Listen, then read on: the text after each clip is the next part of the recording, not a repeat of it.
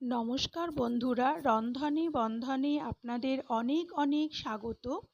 আজকে দেখাবো পনির cheese bread রোলের রেসিপি। সেজন্য প্রথমে একটা বাটিতে নিয়েছি 200 গ্রাম পনির। পনিরগুলোকে প্রথমে হাত দিয়ে এরকমভাবে ভেঙে নিতে হবে। সমস্ত পনির ভাঙা হলে এরপরে নিয়েছি 2 কিউব চিজ।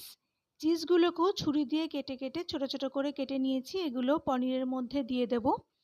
এরপরে 1/2 ইঞ্চি আদা, 2টো কাঁচা লঙ্কা থেতে করে রেখেছি দিয়ে দিলাম। কিছুটা গাজর আর অল্প একটু ক্যাপসিকাম ছোট ছোট করে কেটে রেখেছিলাম দিয়ে দিলাম স্বাদ অনুসারে নুন আর 1/2 চামচ অরিগ্যানো।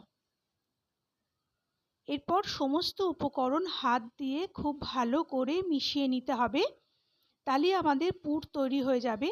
তবে নুনটা দেওয়ার সময় কিন্তু একটু বুঝে দেবেন, কেননা চিজের মধ্যেও তো নুন থাকে, তাই নুনটা একটু বুঝে দেবেন।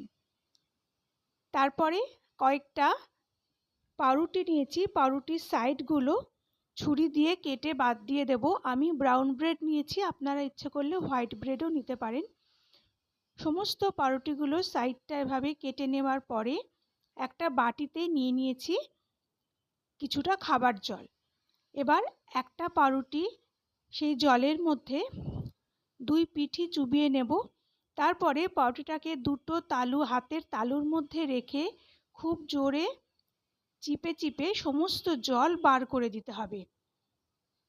এরপর যে পুরটা বানিয়ে রেখেছিলাম সেই পুরটা এবার পাউরুটির মাঝখানে দিয়ে 4 ধার থেকে পাউরুটি দিয়ে পুরটাকে ঢেকে দিতে হবে। এবারে 2 হাতের তালু দিয়ে চেপে চেপে মুখটা খুব ভালো করে সিল করে দিতে হবে, আর একটা চেপে চেপে চপের শেপ দিয়ে নিতে হবে। আরেকটা কথা খেয়াল রাখতে হবে যে চপের গায়ে যেন কোনো ফাটল না থাকে, সেটা একটু খেয়াল রাখতে হবে। এইভাবে হাত দিয়ে চেপে চেপে সমস্ত চপগুলো করে নেব। দেখুন আমাদের একটা চপ কিন্তু তৈরি হয়ে গেল। করা খুবই সোজা, আপনারা একটু খেয়াল করলেই করতে পারবেন। আমি আরেকটা চপ করে দেখিয়ে দিচ্ছি।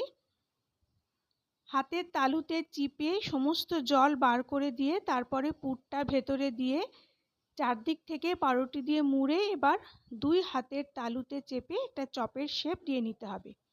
আমার রেসিপিগুলো ভালো লাগলে আমার চ্যানেলটা প্লিজ সাবস্ক্রাইব করে দেবেন, পাশে থাকা বেল আইকনটাও প্লিজ প্রেস করে দেবেন, আর ভিডিওগুলো ভালো লাগলে লাইক আর শেয়ার করার অনুরোধ করছি। আরেকটা চপও তৈরি হয়ে গেল। এইভাবে প্রত্যেকটা চপ তৈরি করে নেব। এই পাউরুটিটাতে আমি সাইডগুলো কিন্তু না কেটেই করেছি, এভাবেও আপনারা করতে পারেন, আমি একটা দেখিয়ে দিলাম।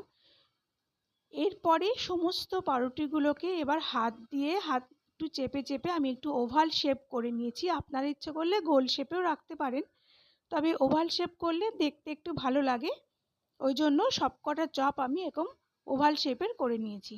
তারপরে 15 মিনিট চপগুলোকে একটু রেস্টে রাখতে হবে, সঙ্গে সঙ্গে কিন্তু ভাজবেন না। 15 মিনিট পরে তারপরে চপগুলো ভেজে নেব।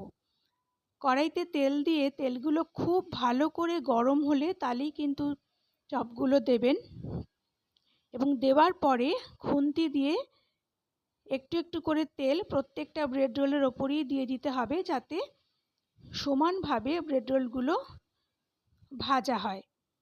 আর আরেকটা কথা মনে রাখতে হবে যে অল্প গরম তেলে কিন্তু কখনোই ব্রেড রোলগুলো দেবেন না, তাহলে প্রচুর তেল শুষে নেবে। আর ভেজা অবস্থাতেও যদি তেলে দেন তাহলেও কিন্তু পাউরুটি প্রচুর তেল শুষে নেবে, ওই জন্য 15 মিনিট রেস্টে রেখে তারপরে তেলে দেবেন। এবং প্রত্যেকটা ব্রেড রোল কিন্তু মিডিয়াম ফ্লেমেই ভাজবেন, হাইতে প্লিজ ভাজবেন না। এভাবে উল্টে পাল্টে একটা সুন্দর ব্রাউন রং আসা পর্যন্ত ভেজে নিতে হবে। আমাদের প্রথম ব্যাচের ব্রেড রোলগুলো হয়ে গেছে, আমি তুলে নিলাম। সেকেন্ড ব্যাচের ব্রেড রোলগুলো একইভাবে ভেজে নেব।